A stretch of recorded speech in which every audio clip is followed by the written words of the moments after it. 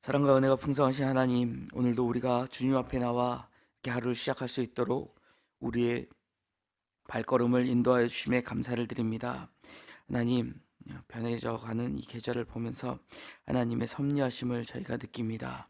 하나님, 우리의 모든 삶을 주관하신 하나님께서 오늘도 우리와 함께 하시며 우리를 인도해 주실 것을 믿으며 주님을 의탁하고 나아가는 하루 되게 하여 주시옵소서.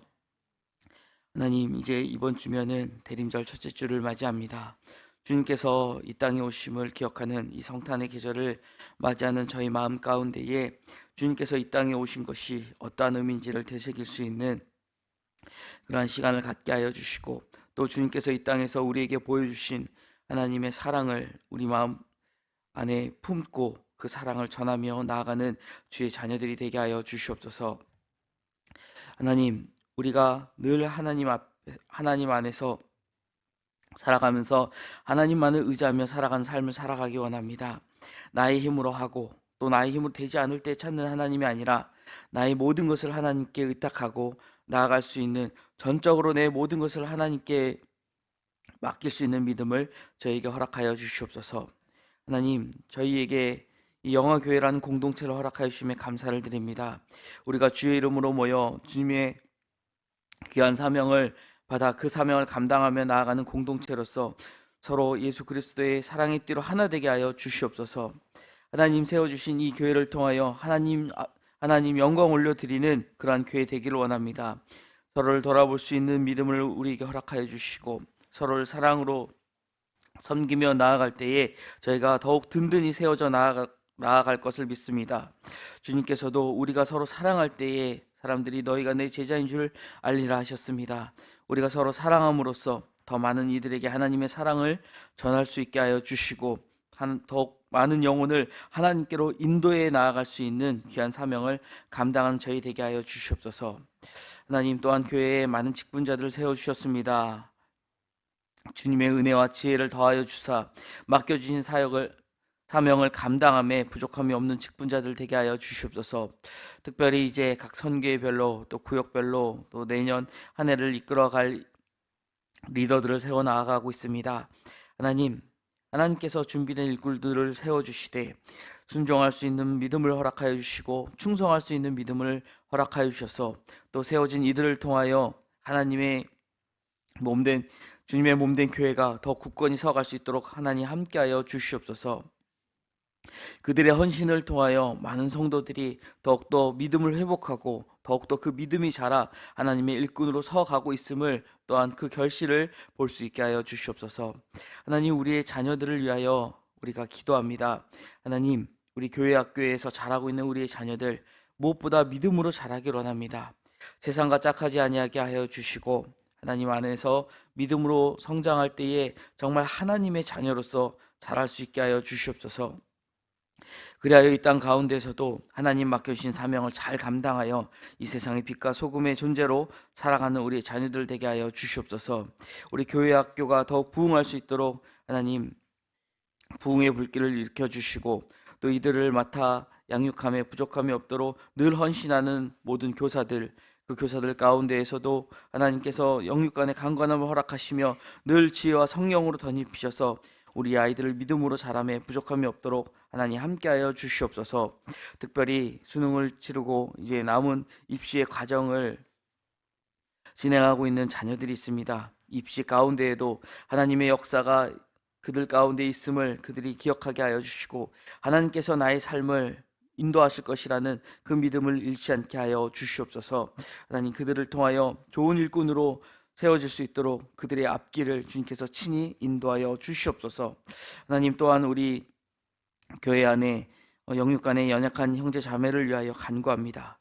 육신의 질병과 고통 속에 있는 이들, 마음의 상처로 인해 괴로워하는 이들, 영적으로 침체에 빠져 어려움을 겪고 있는 이들을 주님의 손길로 회복시켜 주시옵소서. 그들의 아픔과 고통을 이미 주님께서 아시니 주님의 치료의 손길로 어루만져 주시고 그들이 다시금 주님 안에서 건강히 살아갈 수 있도록 인도하여 주시옵소서. 하나님 아버지, 이 나라 이 민족을 위하여 간절히 기도합니다. 주님께서 세우신 이 나라, 주님의 뜻 안에서 주님께서 친히 이끌어 가실 것을 믿습니다. 하나님, 세우신 이 땅의 지도자들이 주님의 지혜로 이 나라를 다스릴 수 있도록 인도하여 주시옵소서. 대통령과 유정자들에게 주님의 지혜와 분별력을 더하여 주셔서 그들이 나라와 국민을 위한 올바른 결정을 내리게 하여 주시옵소서. 하나님, 또한 이 시간 세계와 열방을 위해 복음을 들고 나아가 있는 선교의 동역자들을 위하여 기도합니다. 하나님, 주의 복음을 전하기 위하여 어려운 상황 가운데서도 주의 복음을 전하고 있는 이들이 있습니다. 특별히 전쟁과 갈등 속에서 고통받고 있는 그러한 나라에서 사역하는 이들, 또 그곳에서 지금 삶을 이어나가고 있는 이들이 있습니다. 하나님, 그들에게 주님의 평강이 임하게 하여 주시옵소서. 이 성탄의 계절에 정말 이 땅에는 평화로다 하셨던 주님의 말씀처럼 세상에서 얻을 수 없는 그 평강이 그곳에 임하게 하여 주사 그 땅에 전쟁과 분쟁이 멈추게 하여 주시고 주님의 사랑과 화해의 손길이 펼쳐지게 하여 주시옵소서. 우리는 주님의 손길을 기다립니다. 하나님, 우리가 정말 이곳에서 기도할 때에 그 기도를 듣고 응답하실 주님이 계심을 믿습니다. 아버지, 우리가 들고 나온 모든 기도의 제목 또한 하나님께서 듣고 하나님의 뜻대로 응답하여 주실 것을 믿사오니 하나님, 저희의 기도를 들어 응답하여 주시옵소서. 오늘도 주님의 말씀 기대하며 이 자리에 왔습니다. 우리가 이 말씀을 읽고 묵상할 때에 말씀 속에서 역사하시는 하나님을 만나고 돌아가는 시간 되게 하여 주시옵소서. 감사드리며 모든 말씀 예수 그리스도 이름으로 기도드립니다. 아멘. 우리 계속해서 요한계시록 6장의 말씀 우리 함께 봉독하도록 하겠습니다. 요한계시록 6장 1절로 17절의 말씀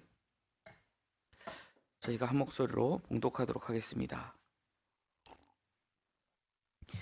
내가 봄에 어린 양이 7인 중 하나를 떼시는데 그때 내가 들으니 내 생명 중 하나가 우레소리같이 말하되 오라 하기로, 이 내가 보니 흰 말이 있는데 그 탄 자가 활을 가졌고 면류관을 받고 나아가서 이기고 또 이기려고 하더라. 떼실 때에 내가 들으니 둘째 생물이 말하되 오라 하니 이에 다른 붉은 말이 나오더라. 그 탄 자가 허락을 받아 땅에서 화평을 제하여 버리며 서로 죽이게 하고 또 큰 칼을 받았더라.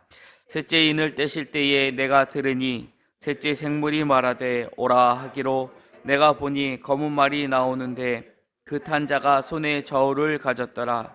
내가 네 생물 사이로부터 나는 듯한 음성을 들으니 이르되 한 데나리온의 밀 한 대요 한 데나리온의 보리 석 대로다. 또 감람유와 포도주는 해치지 말라 하더라. 넷째 인을 떼실 때에 내가 넷째 생물의 음성을 들으니 말하되 오라 하기로, 내가 봄에 정황생 말이 나오는데 그 탄 자의 이름은 사망이니 음부가 그 뒤를 따르더라. 그들이 땅 4분의 1의 권세를 얻어 검과 흉년과 사망과 땅의 짐승들로서 죽이더라.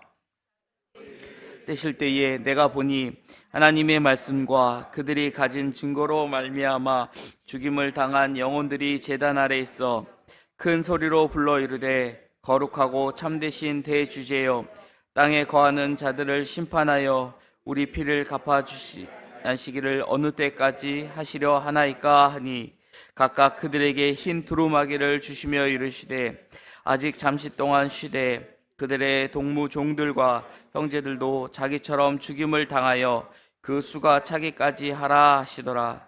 내가 보니 여섯째 이들 떼실 때에 큰 지진이 나며 해가 검은 털로 짠 상복같이 검어지고 달은 온통 피같이 되며 하늘의 별들도 무화과 나무가 대풍에 흔들려 설익은 열매가 떨어지는 것 같이 땅에 떨어지며 하늘은 두루마리가 말리는 것 같이 떠나가고 각 산과 섬이 제자리에서 옮겨지매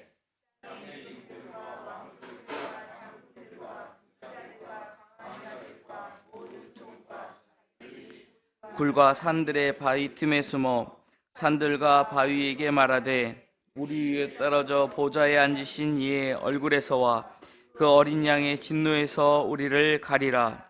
그의 진노의 큰 날이 이르렀으니 누가 너희 서리오 하더라. 아멘.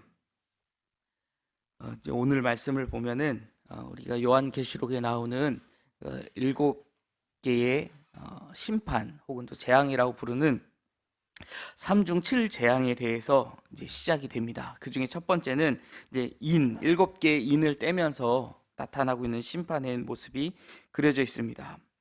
요한은 이 6장 1절부터 이제 8장 5절까지 이 일곱 개의 인의 심판을 우리에게 소개합니다.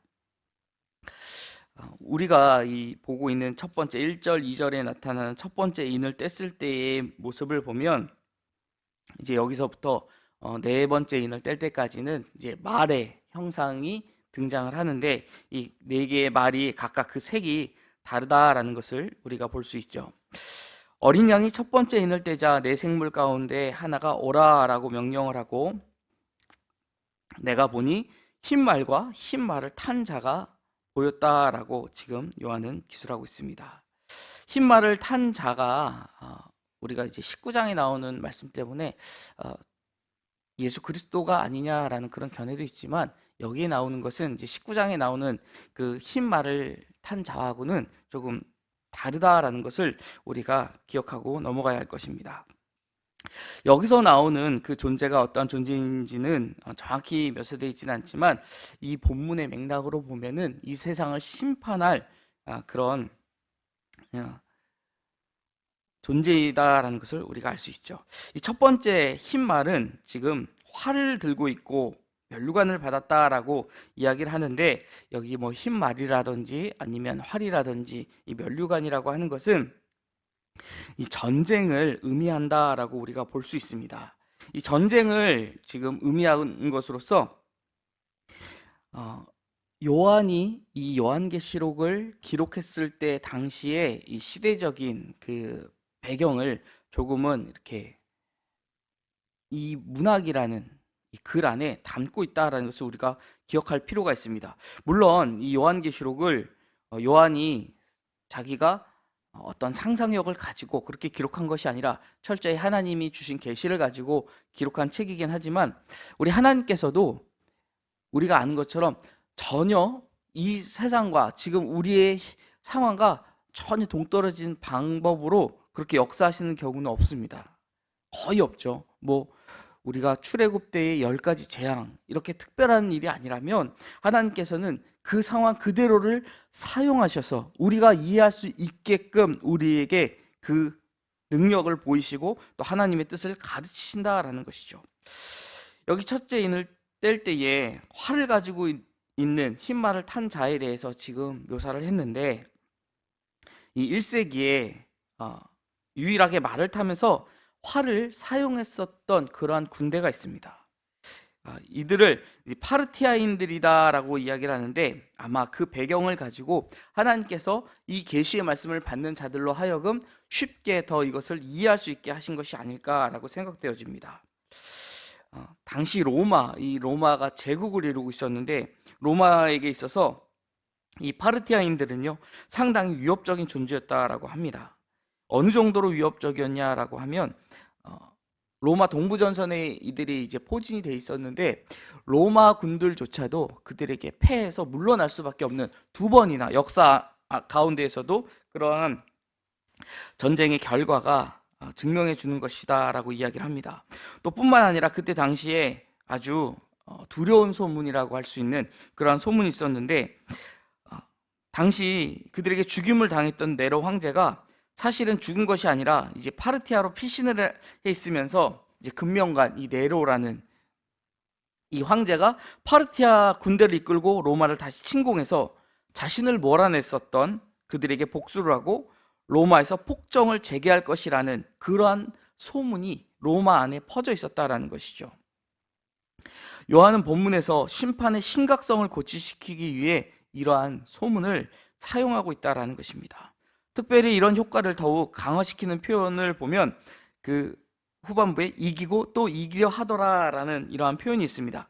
이것은 2절에 나온 이 표현을 통해서 정말 파죽지세로 밀고 들어오는 그 파르티아 군대의 모습을 매우 실감나게 묘사하고 있다라는 것이죠. 세계 역사를 보면 가장 큰 제국을 이룬 그 군대가 몽골의 징기스칸 군대라고 합니다. 그들이 동쪽으로는 일본까지, 그리고 서쪽으로는 거의 아테네까지 제국을 이룰 수 있었는데, 그들이 그렇게 강한 군사력을 가졌었던 그 군사력의 이유는 바로 기마술 때문이라고 하죠. 그러니까 유럽에서는 창과 방패를 들고 싸우는 그런 전술을 가지고 있었는데, 이들은 말을 타고 다니면서 활을 쐈다라는 거예요. 그러니까 흔들리는 말 위에서도 명중시킬 수 있는 그런 아주 무서운 공격력이 있었기 때문에, 심지어 도망을 하면서도 뒤쫓아오는 군대에 그 군인들을 활로 맞춰서 잡을 수 있을 수 있는 그 정도의 실력을 갖고 있었는데, 이 파르티아 군대도 그렇다라는 겁니다. 그렇게 맹렬히 그들을 묘사하면서 얼마나 그들이 이 로마로 쳐들어오면서 로마를 멸망시킬 것인지에 대한 예언을 지금 이 1절과 2절에 보여주고 있다라는 것이죠. 그런데 다만 그 소문의 에피소드를 사용함으로써 이 파르티아 군대의 용맹성을 강조하고, 또 그 용맹성을 지닌 이 파르티아 제국과 로마 제국 간의 그 전쟁의 맹렬함을 통해서 지금 하나님의 심판이 얼마나 맹렬할지를 요한이 전하고 있는 것이지, 단순히 그 상황만을 예언하고 있는 것은 아니라는 것을 우리가 꼭 기억해야 할 것입니다. 우리가 이 계시록의 말씀처럼 이렇게 조금 비유가 돼서 우리에게 전해지는 이 말씀을 너무 어떤 걸로 결부시켜서 이렇게 해석하려고 하다 보면은 조금 잘못된 해석을 할 수 있는 그런 위험성이 있습니다. 그래서 이 말씀을 통해서 지금 우리에게 전해주시려는 하나님의 뜻이 무엇인가? 그것은 아마 이때 당시에 그 소문이 익숙한 독자들로서 그들이 느끼게 될 그 공포심을 근거로 하나님이 시행하시는 그 심판의 공포가 느껴졌을 것이다 라는 것.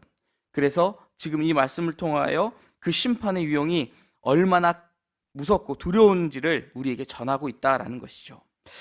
이어서 3절과 4절에는 두 번째 인을 떼는 장면이 나옵니다.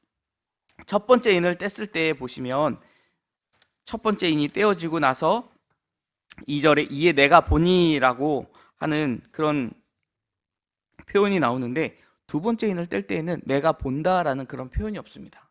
이것은 첫 번째 인과 두 번째 인이 상관관계가 있다라는 것을 조금 우리가 볼 수 있고, 여기 보니까 두 번째 나온 말은 붉은 말이었습니다. 이 붉다라고 하는 것은 피를 상징하죠. 많은 피가 흘려질 것이다 라는 것을 이야기하면서, 지금 이 붉은 말을 타고 나온 자가 허락을 받아 땅에서 화평을 제하여 버리고 서로 죽이게 하고 또 큰 칼을 받았더라 라고 합니다. 서로 죽이게, 어떤 것을 우리가 연상할 수 있을까요? 내전이 일어나고 있다라는 것이죠. 첫 번째 흰 말에서는 무기를 가지고 외적인 침략이 있었다라고 한다면, 이 두 번째 인을 뗐을 때의 모습은 내전을 통하여 그 안에서 많은 피가 흘리게 될 것이다 라는 것을 우리가 확인할 수 있습니다.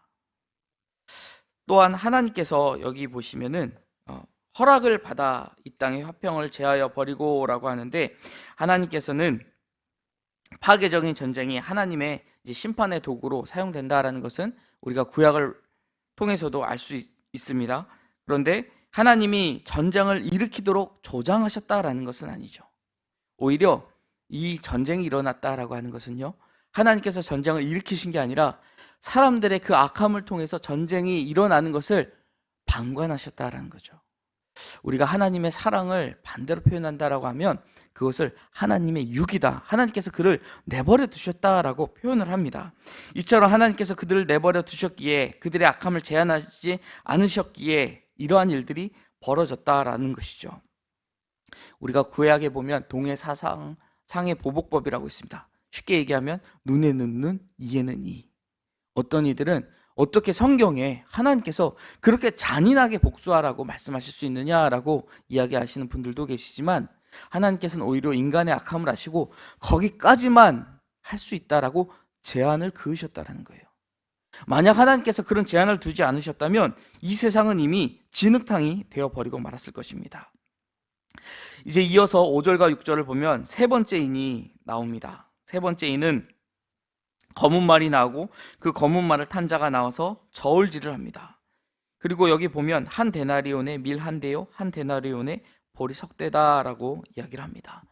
우리가 저울하면은 이제 뭐 재판의 정의의 여신이라고 알려져 있는 저울을 들고 한 손에 칼을 들고 있는 그런 모습 때문에 어떤 공정함 이런 것을 생각할 수 있는데, 당시에는 이 저울은 무엇보다 시장에서 많이 사용되었습니다. 근데 시장에서 우리가 물건 곡식을 팔 때에 저울질을 하고 있다라는 것은 무엇을 의미할까요? 음식이 풍족할 때 저울을 사용할까요? 음식이 부족할 때 저울을 사용할까요? 부족할 때 조금 더 정확하게 주기 위해서 사용하겠죠. 우리가 상황이 풍족하다면 무언가를 살 때 조금씩 더 덜어서 담아줄 수도 있습니다. 하지만 그렇지 못하다라는 것을 보여주고 있죠. 그리고 여기서 직설적으로 한 데나리온의 밀 한 대, 보리는 석 대라고 하는데, 당시에 밀이 더 귀했기 때문에 3배 정도의 가치가 있었던 것으로 그려집니다. 자, 한 데나리온은 우리가 복음서에서 배웠듯이 노동자의 하루 품삯입니다. 그리고 밀 한 대, 그리고 보리 석 대는 한 사람이 하루 먹을 수 있는 그런 정도의 식량인 것이죠. 하루 벌어 하루 살 수 있을 만큼 그 상황이 많이 어려워졌다라는 것을 볼 수 있는데, 이것은 당시의 물가를 계산해 보면은 적게는 8배, 많게는 16배까지 차이가 나는 굉장히 비싼 그런 가격이다라는 것을 우리가 확인할 수 있다, 그렇게 볼 수 있습니다. 그리고 이 기근이 왔기에 이 곡식이 더 이상 우리가 구하기 어려워졌다라고 보는데, 이 기근은 우리 사람들뿐만 아니라 모든 피조물에게 고통을 줍니다. 이 곡식이 없으면 초식 동물부터 심지어 산에나 들에 존재하는 식물들까지도 그 목마름을 느끼기 때문에 모두가 고통을 받는다라는 것입니다. 그리고 6절 이하에 보면 감람류와 포도주는 해치지 말라라는 그러한 문구가 나오는데, 이것은 하나님의 그래도 그 가운데서도 우리에게 보여주시는 그 은혜를 상징한다라고 보여집니다. 우리가 밀이나 보리는 그 해에 씨를 뿌려서 그 해에 수확을 할 수 있죠. 그러나 포도나무나 감람류, 이것은 올리브라고 하는 이 감람류는요, 그 해에 나무를 심었다라고 해서, 씨앗을 심었다라고 해서 그 소출을 거둘 수가 없는 것을 우리가 압니다. 평균적으로 이 과실을 얻기 위해서는 한 5년 정도의 시간, 그리고 길게는 특히 감람나무의 경우는 한 17년, 20년이 지나야지 첫 소득을 얻을 수 있다라고 하니 굉장히 오랜 시간이 필요하다라는 것이죠. 그러한 것들을 이제 제하지 못하게 막으셨다라는 것을 통하여 그 심판 가운데에서도 하나님께서 그 은혜를 베풀고 계신다라는 것을 또한 우리에게 보여줍니다. 네 번째 인을 이제 7절, 8절에서 떼는 모습이 나오는데, 여기에는 청황색 말이 등장을 합니다. 그리고 그 말을 탄 자의 이름이 여기에는 기록이 되어 있는데, 그 이름이 사망과 음부라고 기록이 되어 있죠. 이 음부라고 하는 것은 죽은 자들이 거하는 곳이다라고 우리가 성경을 통하여 알 수가 있는데, 이 항상 사망하고 같이 이렇게 조금 짝지어서 다닌다라는 것을 우리가 볼 수 있습니다. 첫 번째 인부터 세 번째 인을 통하여 많은 사람이 죽음에 이르게 된다라는 것을 우리에게 보여주고, 그 심판이 얼마나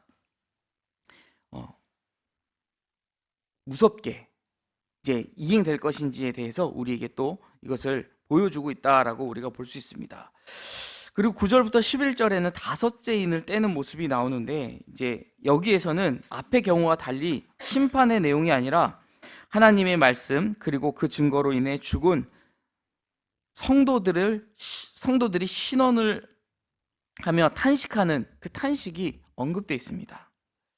하나님께서 그 탄식을 들으시고 그들에게 하신 말씀은 흰 두루마기를 주시며 아직 잠시 동안 쉬되 그들의 종들과 형제들도 자기처럼 죽임을 당하여 그 수가 차기까지 하라라고 말씀하십니다.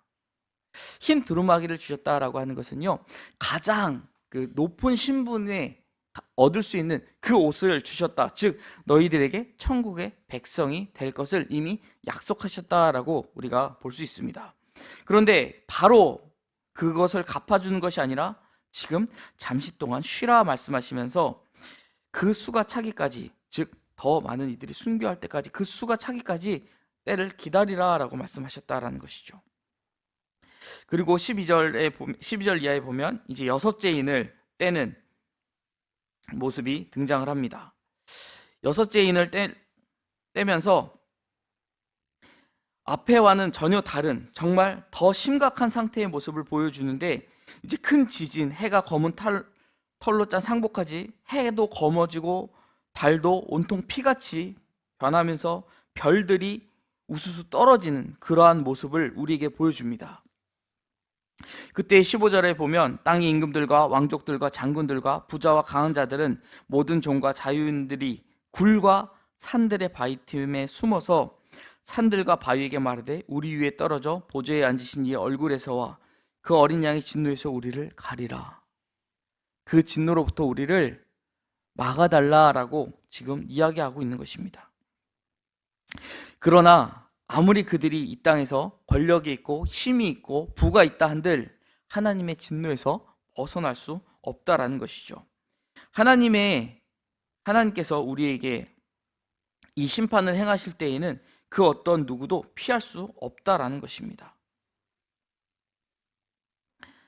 우리가 이 땅을 살아가면서 하나님의 말씀을 지키고 또 믿음을 지키고 살아가다 보면은 어려운 일을 당하게 됩니다.